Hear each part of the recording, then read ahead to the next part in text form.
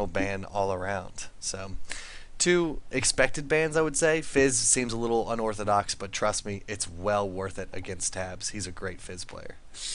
I couldn't agree more. And Shen's one of those heroes that is just so strong. It doesn't even have to be a targeted ban. Just in general, the hero's global teleport right now it's the only hero that has a global teleport, and that's kind of very strong as well. So lane dominance that he provides, there's not many heroes that can lane against him. Yeah, most definitely. So, Anivia, another quick ban coming out from Navi against Absolute Legends. Tabs is the AP mid player for this teamless team, and he's been playing exceptionally well. You don't want to put anyone in his hands, let alone Anivia. Anivia is just a champion that a lot of people um, they slightly undervalue, and they really don't know how to play against her. Her utility is paramount. So taking her off the table is always a good thing to do because Tabs can play just about anyone. And as you see, another. So that's 3 AP mids down already, targeted all at Tabs. So that's got to tell you something, right?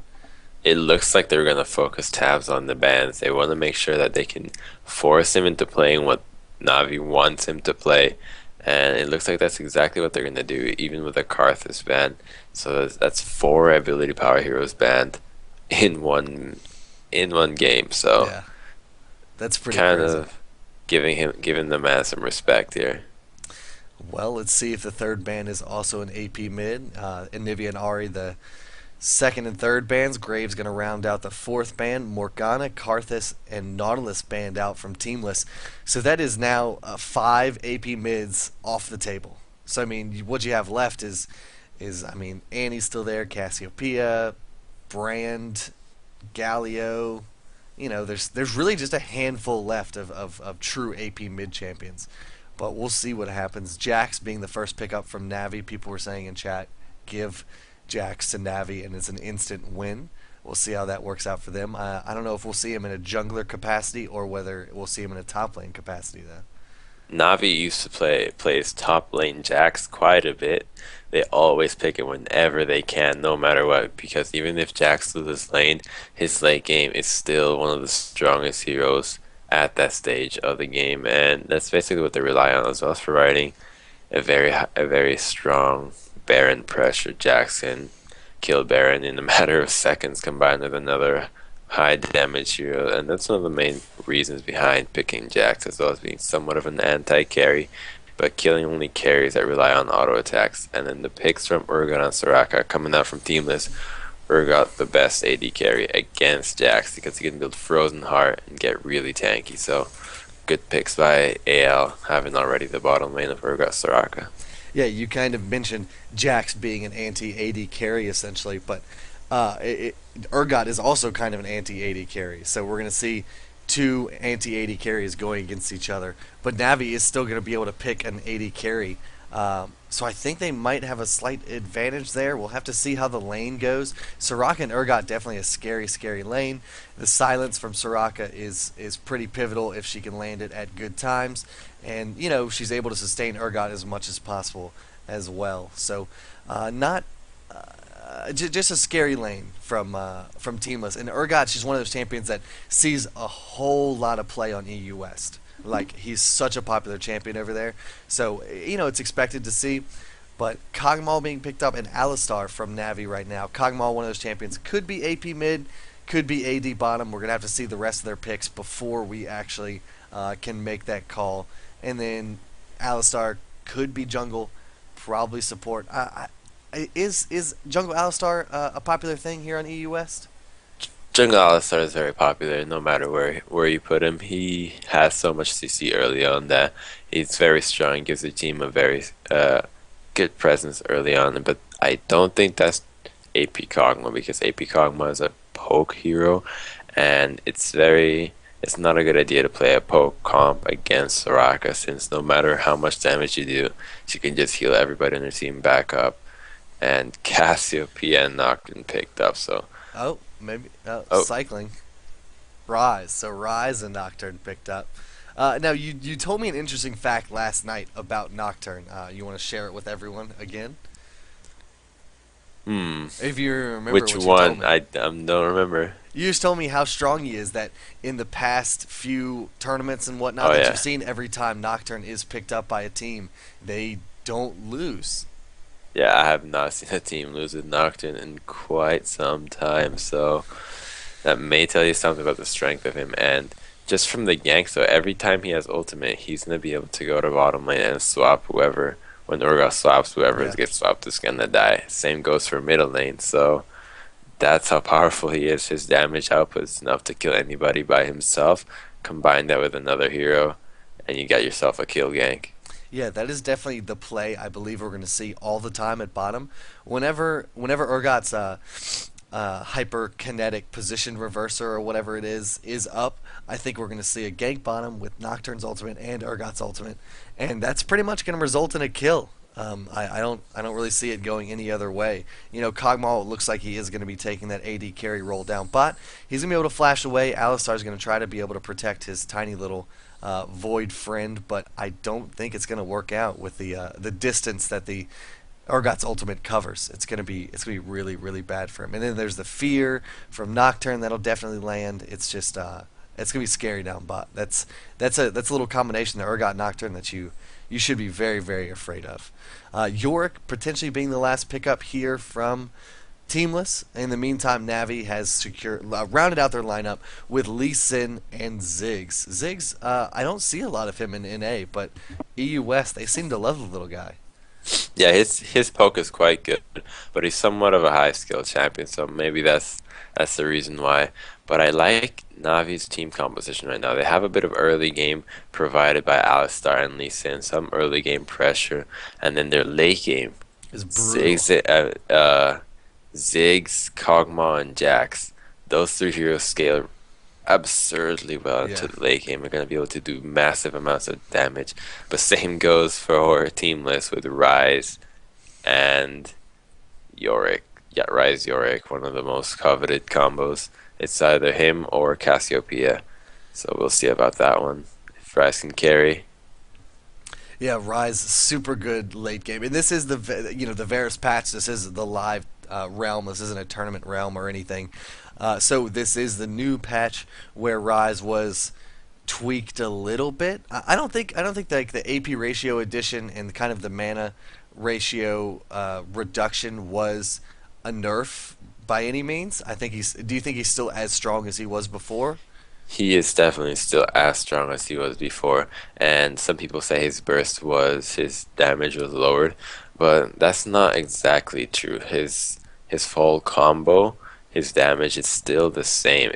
Just how he does the damage is changed because before he used to rely on just his Q and W spells, but now he relies on three spells, both which deal a bit less damage, but if you add the numbers together, they're still about the same. So his damage is definitely considered a burst mage as well as sustain, and he's very tanky. So Rise is still a very Super powerful top hero, tier then. unlike what some people may think. Yeah. And how do you feel about the whole change to his ultimate that grants like move speed now? Do you think that makes him on par with other really, really mobile champions like Ari and stuff, being able to gank other lanes? Or do you think it's just kind of not enough to really change his playstyle at all? Well, I played Rise about I think yesterday, and I felt like the ultimate was really weak. The movement speed just is barely noticeable. I think I went from 400 and something movement speed to 450 at max rank. That's not very much. It felt very weak, but I mean it's still something that does help you chase down in small distances. Hmm. Other than that, I didn't really think much of it. You could play around it. The main reason you want to use your ultimate is just to combo that with your passive as well as gain your spell vamp and heal quite a bit from your spells. Yeah. And you're able to build like the best thing about it is, late game I used to kind of build a Will of the Ancients or something on him, but it wouldn't scale well. You build it straight for the spell vamp, but now it actually scales a little bit. I think some of his abilities do have a slight ability power ratio now, so it just becomes a better item on him overall, and it's really strong and really really great.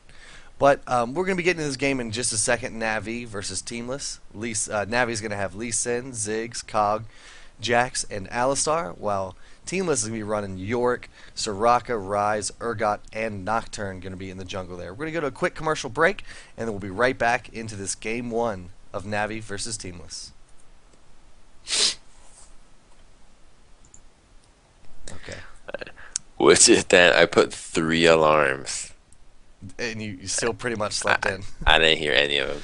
I That's don't know okay. how I woke up. I was a little worried, actually. I thought you weren't going to make it, but you're here, and that's all that matters. Yeah, I have no idea how I made it. It was too much Diablo last night, obviously. And I watched the OGN. I think Blaze ended up winning, right? Yeah, it was a 3-0. Wow, that's pretty brutal. It was impressive, but actually, I was only impressed by the first game. The other ones were just Frost not playing, not picking intelligently. But the first game was, I think it was a 17-minute inhibitor. Yeah. They had 2 towers down by 5 minutes, like 4 towers down by 9, and it's so fast. Yeah. I did see the first game, and it was like Oh yeah, 17 kills to like 2 or something at the end. Like, it was something ridiculous. it was such a good game. I was really impressed by that. Most definitely. So we're back from the commercial break now. We're getting into this game, Navi versus Teamless. If you're just tuning in, this is game one. This is the Reign of Gaming International Invitational Round 3 we're at now. I am one of your casters, Pluto's Not a Planet, joined by Crumbs from Team Curse. They're Forrester over there. Thanks for joining us, Crumbs. Thanks for having me. Let's take a look at the lanes that these two teams are going to have. And we have Yorick versus Jax on top lane. Now Yorick has sustain while Jax doesn't. That's going to give the lane edge to Yorick. Yorick's going to be the most annoying laners in the game. So unless Yorick makes some pretty bad plays, he should have a field day on his lane. And mid lane, Ziggs versus Ryze. Now both of those heroes can just farm from afar and won't really get hit by any harass from the other hero. So I'm going to call that to be most of a farm lane, since that's the way Ziggs wants to play, because if Ziggs gets snared by Ryze, he's probably going to die. And bottom lane, Soraka Urgot, one of the lanes that never loses lane. Let's see how it goes.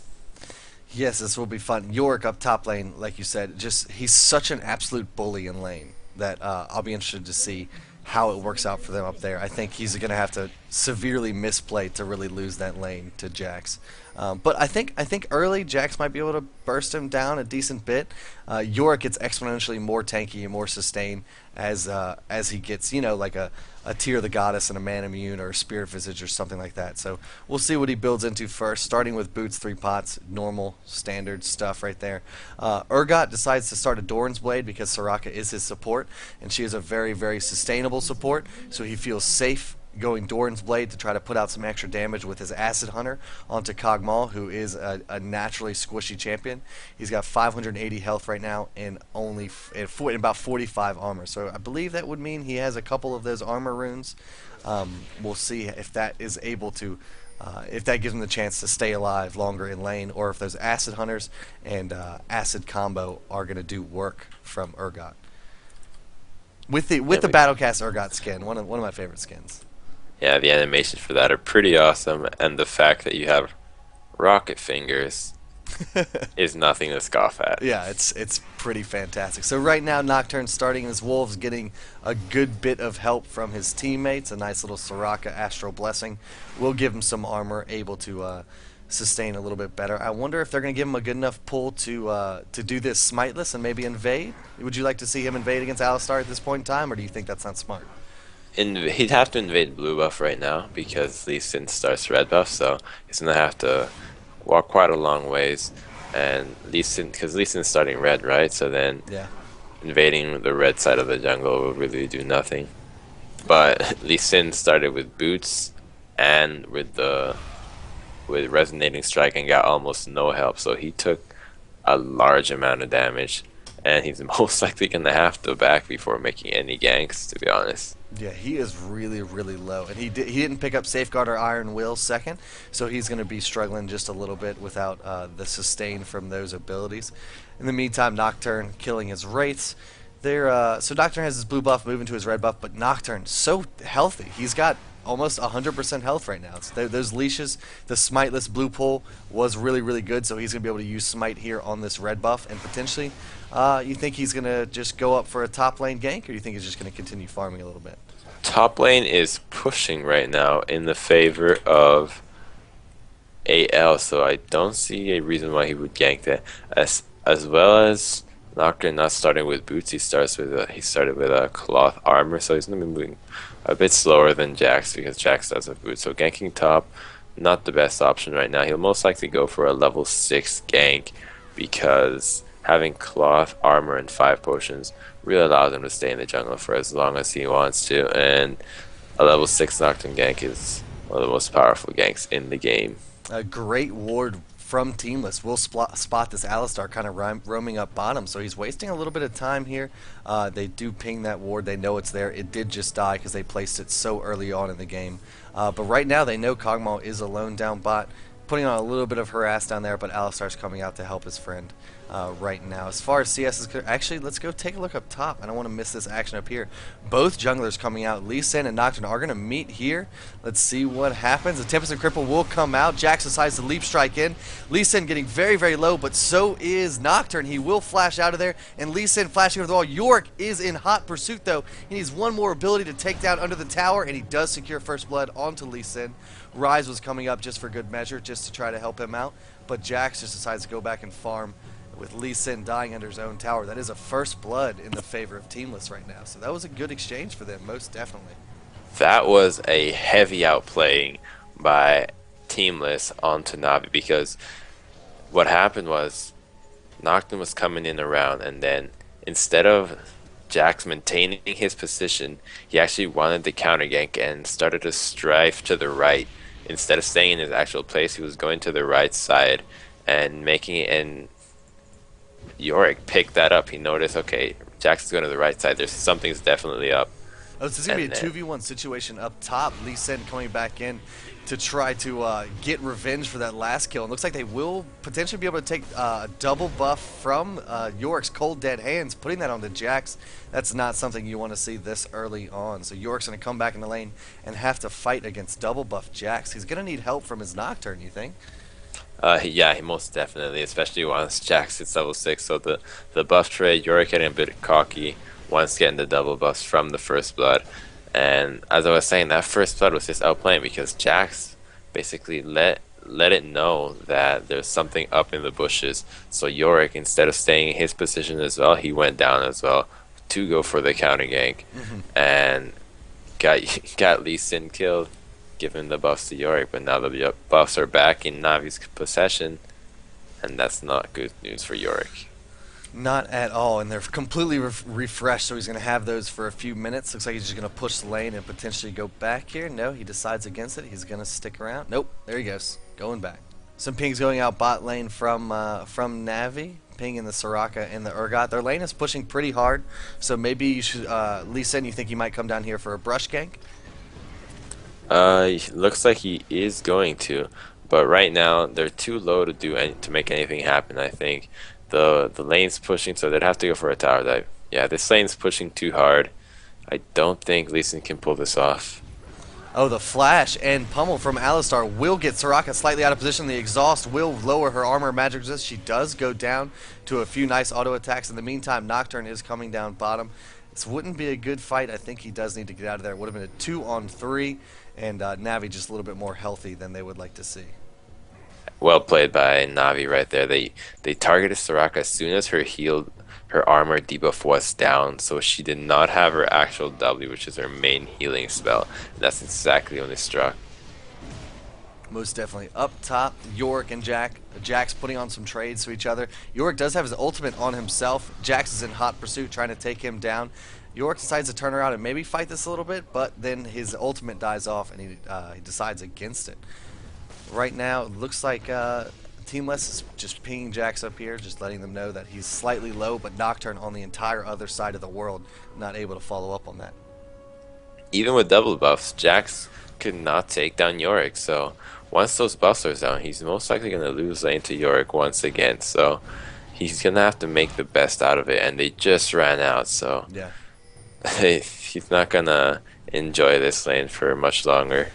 Yeah, he is a sad, sad Jax right now. But that'll be okay. Down bot, taking a look at the CS. Urgot is going to be rocking 66 CS to Kog'Maw's 40. So right now, Urgot using, I believe he's using the Acid Hunter combination to his advantage, just trying to poke Kog'Maw away from the CS, just trying to get him away from last hitting, and it's working rather effectively right now. Urgot's already built up a 26 CS lead on Kog'Maw, but Kog'Maw still, as long as he can get a few kills, which he has one under his belt right now, he is going to scale well into late game. Yes, and right now Urga has to back. He was level 6 and had almost 2k gold, but in reality he could have stayed in lane forever because he has Soraka. Yeah. But it's not beneficial for his team for him to have 2k gold and have not shopped at 8 minutes, because that way Navi could easily pressure Baron, I mean Dragon, and then Urgot couldn't fight that compared to a Kog'Maw that had already shopped. He would have had just the Doran's Blade, so he has to shop if any team wants to make a play on Baron. He has to be able to defend or put aggression down. You're exactly right. It's not the smartest idea to hold on to that much gold. You know, even if you have the ability to stay in lane forever, just like you said, it doesn't mean you should. And that's something that I think some people fail to realize, because at that point in time, yeah, he amassed 2k gold. He's 20 something CS up on Kog'Maw, but Kog'Maw had higher dragon control in that situation. Down bot, Nocturne and Urgot doing their thing just like we said, taking down Kog'Maw very quickly. They got the switch off. The Nocturne didn't even have to ultimate. He just kind of walked into that fight, and they're able to secure that kill. So that's not a good sign that he didn't even have to blow ultimate to get an easy kill on Kog'Maw. And now they're gonna force a dragon fight. They have 4 men on this, and Nocturne can sustain himself with the Wriggle, so he won't take much health. But Ziggs will most definitely look to poke, but he is sort of low on mana, so I think this is gonna be a dragon kill for a Teamless. Yes, indeed. The Mega Inferno Bomb almost stealing it, but it's bringing it down just low enough for one more auto attack to finish it off. So if he had waited just a second, that could have been a great steal from Ziggs right there. And Lee Sin gonna be looking to camp this bush. His red buff just runs out. I don't think they're gonna die with this. I think they might actually. They're putting out a lot of damage really quickly onto Anguish. They kick out from underneath the tower to get him out of positioning and away from the protection of his own turret. And now Anguish right now trying to work to kite these two champions away from him. He does go down. His ultimate does proc. I wonder if he can actually take one of them down with him. No, the safeguard away will get Lee Sin out of position. Nocturne follows up with a great ultimate up there, but Ziggs is there to protect his two buddies, and he's able to zone Nocturne away from those two low hit point champions. That was a great timing from Ziggs to be up there. And in the meantime, bottom lane, Soraka went back, and Alistar and Kog'Maw managed to pinpoint the Urgot and take him down 2-on-1. And it was a shame that Soraka was not level 6, and she couldn't save anybody. She was one creep away from being level 6, and that's when she had to shove. And that would have definitely saved Yorick and saved Urgot. Quite unfortunate. Yeah, just the luck of the draw sometimes. So right now, Kog'Maw using the range of his living artillery and nice poke to keep Soraka at bay at her own tower, using the time that Urgot's dead to just farm up. He's going to go back right now. Teamless is aware of it. They're going to maybe try to stop it. No, the banana is not enough damage to stop his back right there. So he goes back. He has 72 CS now, 2 kills, 1 death, and he decides to pick up the workings of a Zeal. So he's going to see a Zeal in his not too distant future. I wonder if we're going to see the whole Zeal Wriggles Lantern that's so popular on EU West, or maybe he'll just forego the Wriggles and just go straight for Zeal and something else. Now, one of the reasons behind people going for Zeal first instead of Infinity Edge is that if you rush one of those 2 items, your damage is still somewhat the same, primarily on Kog'Maw because of your W, which deals damage based off attack speed on their percentage health. So the damage, it doesn't vary much, but you get the movement speed, which really protects you from people that want to pinpoint you down, primarily assassins. So he's going to use that movement speed to defend himself from Nocturne. So he's going for a sort of a safe build right now, and I like how he's doing that because he's going to need it against Nocturne. Down bot, here comes the switch onto Kog'Maw and Urgot. They're fighting. This is a 2-on-2 situation right here. Kog'Maw being chunked by the Acid Hunters. A nicely timed summoner heal, tries to save him but doesn't quite, and Soraka actually picking up that kill, not going into Urgot. A Cathian Surprise doing a lot of work on the Urgot. Here's the Mega Inferno Bomb. Oh, the heal was just in time to save the Urgot. That was a fantastic ultimate from Soraka. Wow, I couldn't even believe that. I didn't even know it was up.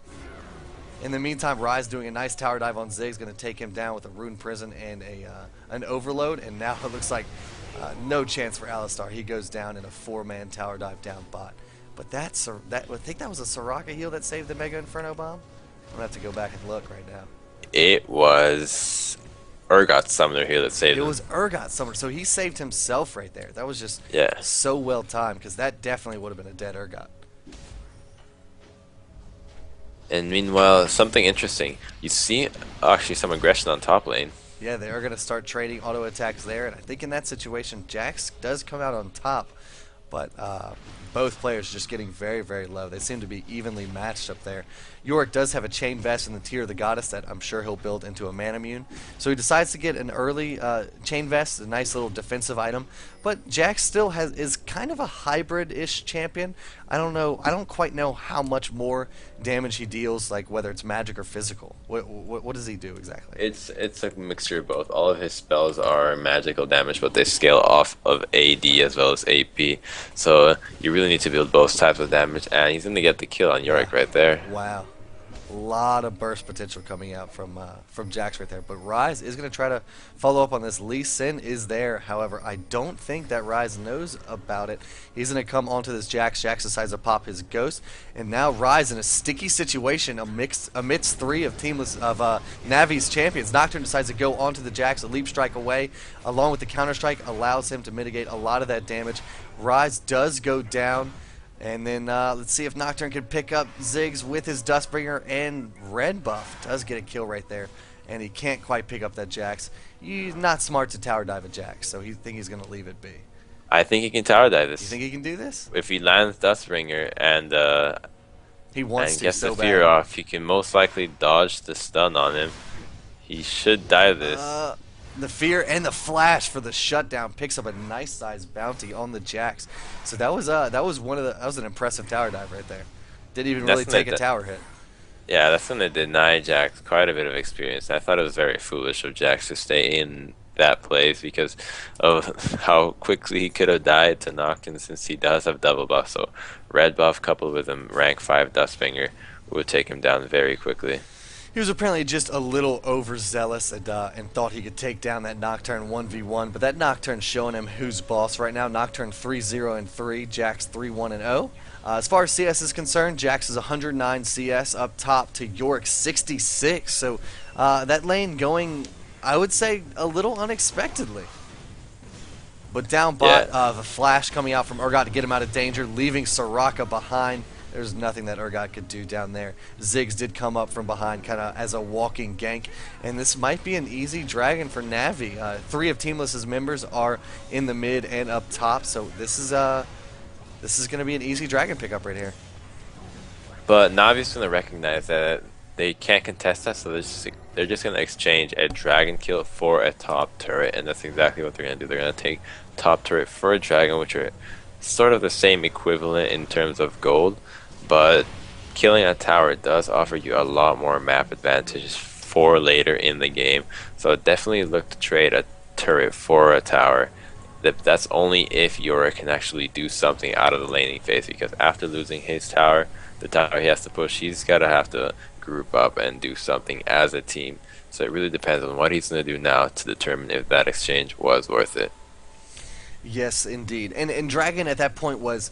Teamless had already gotten a dragon, so now they were kind of thinking that, okay, they would be happy to trade a dragon for top turret because, you know, it'll just even it out, you know, and it's like, okay, whatever. And just like you said, it affords them a lot better map control, especially as we're approaching the 20-minute mark here. Baron's going to be a real possibility, and not having your top turret whenever Baron is coming into play is something that no team wants to see. So right now, Teamless kind of posturing up for the late game, expecting this to hit very, very soon. They are leading in kills and gold right now and towers. There's the position reversal from Urgot, but Kog'Maw is going to flash out of there. It's a 3-on-3 situation down here underneath Navi's own tower. The Mega Inferno Bomb will come down and do a lot of damage to Yorick, but it looks like he doesn't mind right now. He gets headbutt back into his tower, forcing to blow his ultimate on himself.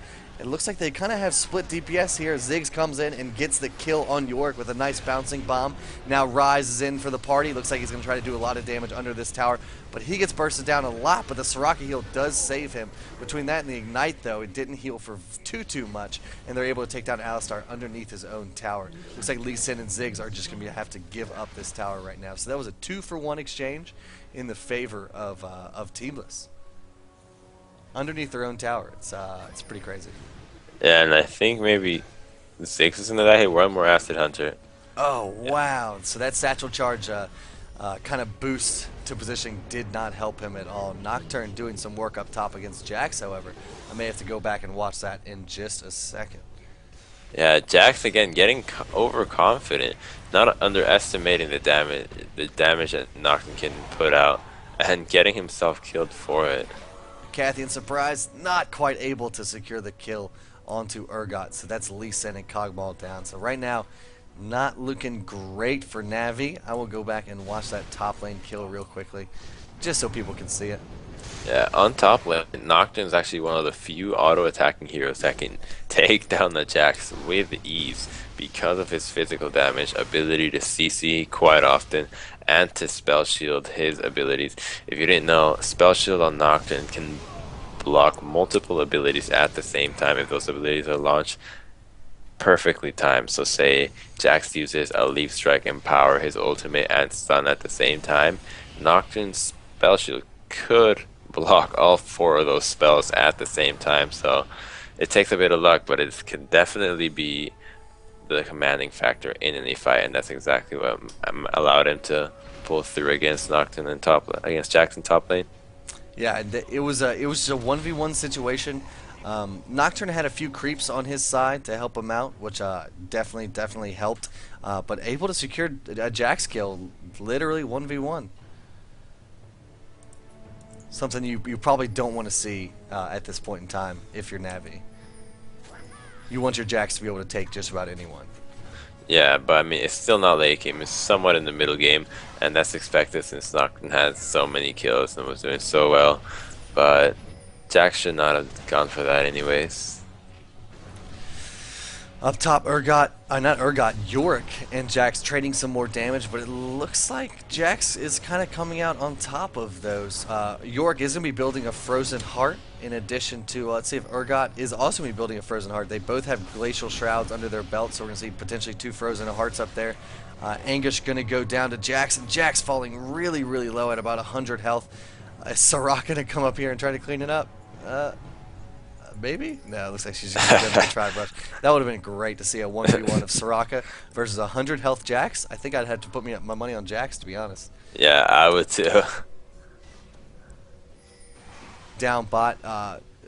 Teamless doing work down here, pressuring the second turret of Navi. They're going to be able to secure that. That puts them up 3 towers to nothing, 14 kills to 9, and they're up about 6k gold as well. Both teams have 1 dragon under their belt, and dragon should be spawning, I believe, in the next 2 minutes. I'm pretty sure it was taken down at the 16 or 17 minute mark, so we'll see it at about 22 or 23. And it looks like Nocturne is going to catch Ziggs out here in the brush, and the Urgot position swap is a little unnecessary, maybe a little bit of an overkill. Not really, because they don't know if Ziggs flashes up. So if Ziggs has flash, he could have easily escaped that, and maybe Nocturne would have to use his ultimate. So they're just making sure that they can get the kill. It's not really a bad call since Urgot does have a Glacial Shroud, so he's going to get a bit of cooldown reduction from that. So spamming ultimate, not a bad idea, since it will be up in almost... How long is that? It's weird to see 3 Glacial Shrouds on one team. Yeah, that's not going to be fun for Jax, or Cog, or Lee. Yeah, so 3 Frozen Hearts potentially coming out, and it makes sense because all of those champions are great with a Frozen Heart. You know, Yorick is building it specifically to counter Jax and Kog'Maw and Lee Sin and stuff. Frozen Heart is a normal item on Urgot and a normal item on Rise because Rise scales off the bonus mana that it gives him. Urgot just plays as an anti-AD carry. Up top lane, we're going to see a 2-on-1 tower dive against Yorick, trying to take down the Jax. He does flash and try to pick up the kill, but the Ghost from Jax will get him out of harm's way. And all the while, Yorick sustaining so hard. Throws a ward in that brush to spot that Lee Sin. He has his Omens of Pestilence out to slow down the Lee Sin. Will he be able to take out this kill? The Safeguard will get him out of danger. But here comes Nocturne here to try to clean up. Rise is using his ultimate to get that move speed to try to pick up the nice Rune Prison. And he does flash forward. He's able to pick up Lee Sin underneath the safety of his own tower. Nocturne does flash to try to pick someone up, but doesn't quite do enough damage. So right now, this could be a Baron from Teamless, you think? Yeah, they have an Oracles, and Yorick with Rise and Nocturne should be able to take it down in a matter of seconds. And with the ultimates down from Navi as well as the summoner spells, this could be a very free dragon, a Baron, considering that Navi's jungler is dead, so they won't have any smite to contest it. And I think they may back away. Oh, there's a swap from Urgot straight into a nicely formed team. The Rune Prison locks him down, not allowing him to go anywhere. It looks like they're just going to continue their DPS onto Baron right now and take it down so quickly. And there it goes for them, the Mega Inferno Bomb coming just a tick too late. And it looks like Teamless is just going to pull back from this. Soraka just tanking all the mines to the face just because she can. So it looks like Teamless is going to go back here with a Baron buff under their belt. 17 kills to 9 in their favor. They're up about 12k gold, 4 towers. They're up 1 dragon. They've secured 2 dragons, while Navi has only secured 1. And as far as items are concerned, 2 Frozen Hearts being purchased. Yorick and Rise have theirs. Urgot, not quite. Let's check out his gold. He has 2,100 gold, so I think he's able to purchase it, but he decides to go Sheen instead. I guess he figures that 2 of my team members have Frozen Heart. I think I'll be okay putting it off for just a little bit. Exactly. He doesn't want to have a Frozen Heart just yet, as all his other teammates do have one. So he's going to be going for damage right now. We're going to be building towards that Trinity Force, which is definitely going to increase his DPS by quite a substantial amount. And since he's been doing very well with his swaps and his damage output, because Navi doesn't have much armor, that's going to make him a huge threat. And right now, in Teamless, every hero is a threat, with the exception of Soraka, but she's just going to keep everybody alive for so much longer. And that's going to make Teamless very hard to deal with for Navi. Yeah, and just like you said, every hero on Teamless is scary. Rise especially, he's 6-1. Nocturne is 5-0. So at that point in time, you have a 6-1 AP magic damage champion. You have a 5-0 physical damage champion. Who do you build against? Like, who do you try to counter? You just sit and pray. That's what I would do. You have to try and pick people off. That's your only hope, that Navi splits up, or you can catch somebody off guard, or say an Alistar headbutt pulverize combo. But that's quite hard to pull off, since Soraka's ultimate is going to be up before every battle, and she's going to be able to protect anybody and prevent them from being bursted down. And Yorick in a little bit of danger underneath the enemy turret there, but it doesn't matter. Nocturne able to blow up with the help of his team, Alistar and Lee Sin. It looks like he'll take down Kog'Maw as well. Trying to chase onto Ziggs with a nice Dustbringer. He does not have his Fear up yet. It is on a 6-second cooldown. He's getting dangerously low. The Bouncing Bomb just grazes by him, and he's going to be okay, but it looks like this is going to be a tower for Teamless, and potentially a little bit more. Those mines doing so much damage to Soraka. Yeah, Soraka almost She loves just walking prancing all over around. those mines. Ziggs going to try to poke them a little bit, but he has only 1 tiny Yordle against 4 big, nicely fed champions here. And Rise pops his ultimate to chase down the Ziggs, and there you go. Great use of the new Rise ultimate. Whenever you activate it, it does give you bonus move speed, and he was able to chase down the Ziggs, land a nice Rune Prison, and entire combo, and that takes down Ziggs underneath the safety of his 2 Nexus turrets. So right now, not looking good for Navi at all. Yeah, the lead is in 14,000 gold. Favor for Teamless with Baron and an inhibitor, as well as the entire bottom lane push for the exception of the base turret, and only the inner turret from top lane is going to be remaining left, as well as a 12 kill deficit. So Navi's right now, I think their salvation relies in Jax being able to stay alive and do damage, but the two Frozen Hearts is what's stopping him from doing anything. Frozen Heart, one of the best items against any auto attackers. Jax relying on his auto attacks to do much. So the Frozen Hearts, I think that's one of the main reasons behind the picks from AL, because so they could have all they can to stop Jax from dealing damage. Nocturne going to be jumping onto the Ziggs in his own base and almost able to take him down. The safeguard from Lee Sin will protect him, and a nice headbutt away from Alistar. He does flash and get a Dustbringer off. That's going to kill Ziggs at long range. Yorick does decide to ultimate onto the Nocturne, so he's going to be here twice the time, and the Kog'Maw is going to go down very, very quickly to some nice Acid Hunters and a full combo from Rise. Lee Sin does fall as well. Jax, one more auto attack. Yes, they do get a double kill from Rise. That is an ace, and that is going to be a teamless victory right here in Game 1 of Navi vs. Teamless.